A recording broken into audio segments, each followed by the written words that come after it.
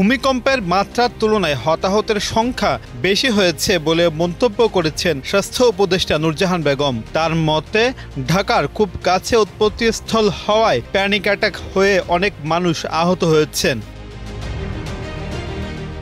শুক্রবার দুপুরে তিনি ঢাকা মেডিকেল কলেজ হাসপাতালে আহতদের দেখতে আসেন। পরিদর্শনের পর উপদেষ্টা জানান, সরকারি হাসপাতালগুলোকে চিকিৎসায় কোনো ধরনের ত্রুটি না রাখতে স্পষ্ট নির্দেশনা দেওয়া হয়েছে।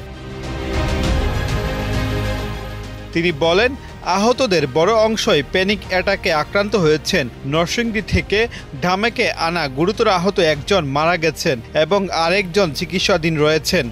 মিটফোর্ড হাসপাতালে ৩ জনকে মৃত অবস্থায় নেওয়া হয়েছে।